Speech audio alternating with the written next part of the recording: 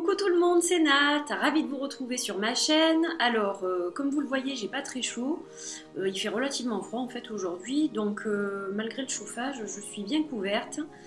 Et me revoilà pour le challenge des 31 jours du tarot. Donc je n'ai pas eu le temps de faire des vidéos ces derniers jours. Voilà, donc je m'y remets. Il reste 8 questions, donc je vais faire 2 vidéos de 4 questions pour terminer ce challenge. Là aujourd'hui, je vais répondre aux questions 24, 25, 26, 27. Donc on va commencer par la première qui est: quel tarot aimeriez-vous qu'il soit créé? Tarot hanté, tarot Harry Potter, tarot du monstre spaghetti, etc.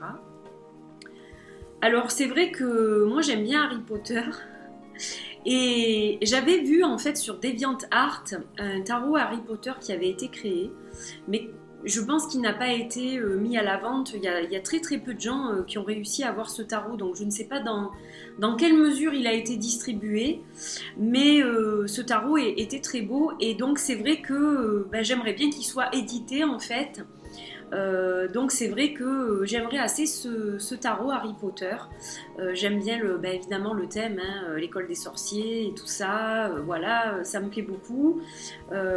Donc voilà, j'aurais bien aimé un tarot Harry Potter, oui, et donc ayant déjà vu des images d'un tarot similaire qui n'a pas été distribué pour le moment, qui est rare, je crois.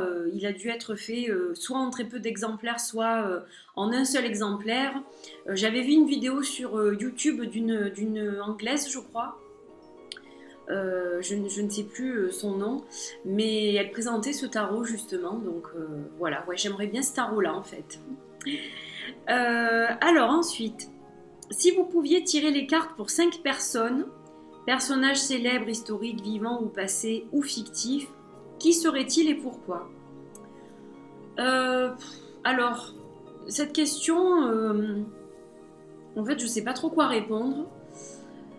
Mais vraiment, bon, si je pouvais tirer les cartes, donc en ayant beaucoup d'imagination, j'aurais bien aimé un personnage historique en fait. Donc pourquoi pas Cléopâtre, parce que j'adore l'Égypte ancienne, donc ça m'aurait assez plu en fait de lui tirer les cartes. Pourquoi pas Marie-Antoinette, j'aime aussi beaucoup cette période historique. Et je trouve que c'est un personnage de l'histoire très intéressant, très controversé. Voilà, donc j'aurais beaucoup aimé en fait lui tirer les cartes aussi. Voilà, donc c'est plutôt des personnages historiques en fait. Là, à l'heure actuelle, à qui j'aimerais tirer les cartes, j'ai pas vraiment d'idée en fait. Je ne sais pas. Des acteurs peut-être. Patrick Dempsey, le docteur Mamour de Grey's Anatomy, pourquoi pas. J'aime bien cet acteur, j'aime bien la série aussi. Donc, why not, Patrick Dempsey, j'aimerais bien lui faire un tirage, oui, pourquoi pas. Après, en trouver 2 autres, honnêtement, je sais pas trop. C'est vrai que j'ai pas trop d'inspiration, en fait, je sais pas pour cette question. Ouais, ça serait plutôt des personnages historiques.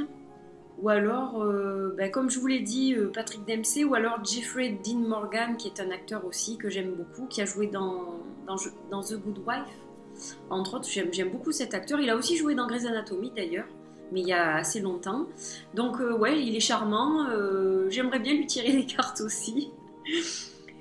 Et en dernier, alors quelqu'un que j'aime bien aussi, la chanteuse Sia. Voilà, parce qu'elle est mystérieuse et je pense que ce qu'on voit d'elle, le très très peu qu'on voit d'elle, ne reflète pas du tout la vraie personne qu'elle est. Donc si je devais choisir donc, parmi toutes les personnes que je viens de vous citer, Sia, j'aimerais bien faire un tirage à Sia, ouais.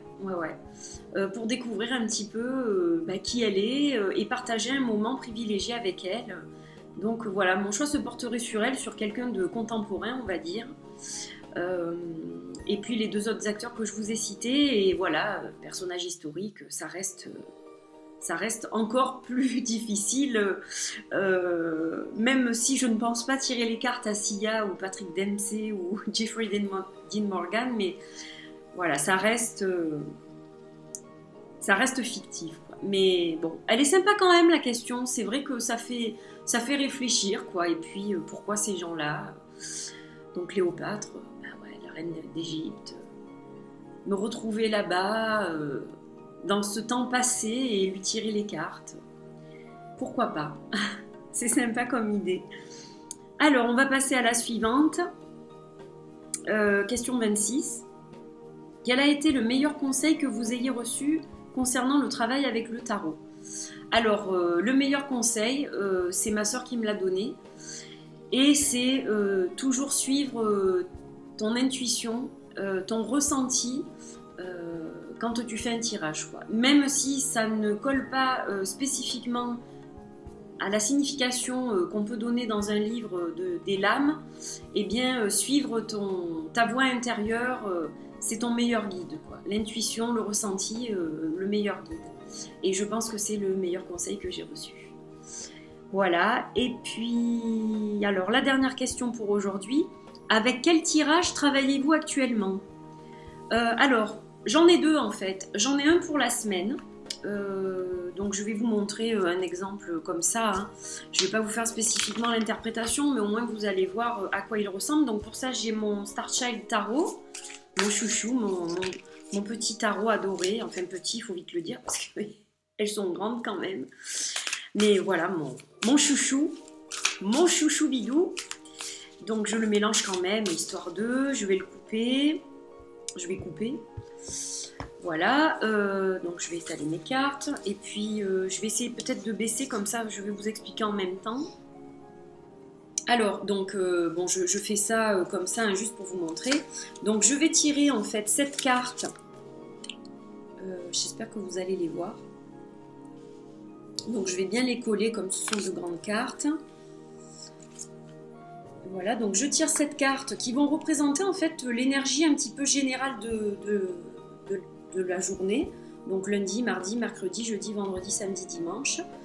Et puis je vais tirer aussi un conseil, une guidance pour chaque jour de la semaine aussi. Donc je recouvre avec 7 autres cartes.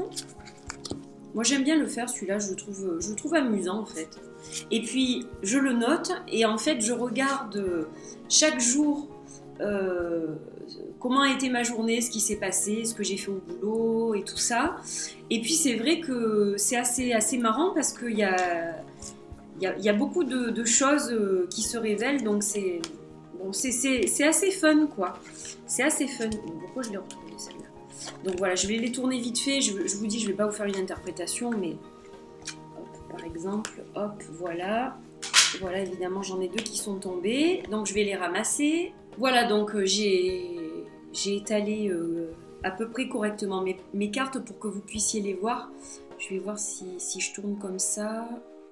Bon, enfin bon, c'est pas... Bon, c'est juste pour vous montrer. Donc, bon, on va prendre un exemple. Par exemple, la carte du mercredi, admettons.